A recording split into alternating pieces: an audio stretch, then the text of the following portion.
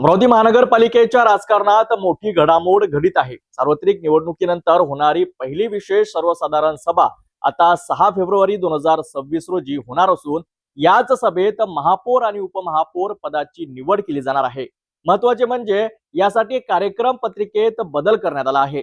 महाराष्ट्र महानगरपालिका अधिनियम 1949 अंतर्गत अमरावती महानगरपालिकेच्या सार्वत्रिक निवडणुकीनंतरची पहिली विशेष सर्वसाधारण सभा शुक्रवार 6 फेब्रुवारी रोजी दुपारी 1 वाजता विश्वरत्न डॉक्टर बाबासाहेब आंबेडकर सभागृह महानगरपालिका अमरावती येथे आयोजित करण्यात आली आहे।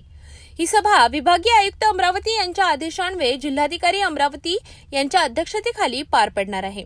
या सभेतील मुख्य विषय आहे महापौर व उपमहापौर पदाची निवड। महाराष्ट्र शासनाच्या अधिसूचनेनुसार अमरावती महानगरपालिकेतील महापौर पद हे सर्वसाधारण प्रवर्गासाठी आरक्षित करण्यात आले आहे। महापौर व उपमहापौर यांचा कार्यकाळ 2.5 वर्षांचा राहणार असून निवडणूक प्रक्रिया हात वर करून घेतली जाणार आहे। निवडणुकीसाठी पीठासीन अधिकारी म्हणून अमरावतीचे जिल्हाधिकारी आशिष एरेकर हे काम पाहणार आहेत।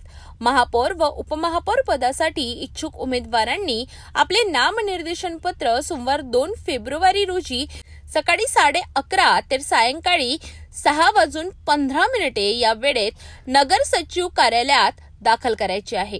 नामनिर्देशन पत्रांची छाननी सभेच्या सुरुवातीला केली जाणार असून उमेदवारी मागे घेण्यासाठी निश्चित नियमावली लागू असणार आहे। महापौर पदाचा निकाल जाहीर झाल्यानंतर नवनियुक्त महापौर हेच उर्वरित उपमहापौर पदाच्या निवडणुकीसाठी पीठासीन अधिकारी म्हणून काम पाहणार आहेत। अमरावती महानगरपालिकेतील सत्ता कुणाची हाती लागणार, महापौर आणि उपमहापौर पदी नेमकी कुणाची वर्णी लागणार याकडे आता संपूर्ण शहराचे लक्ष लागले आहे। या महत्त्वाच्या घडामोडीसह आम्ही देत राहू ताज्या अपडेट। तोपर्यंत पाहत रहा सिटी न्यूज।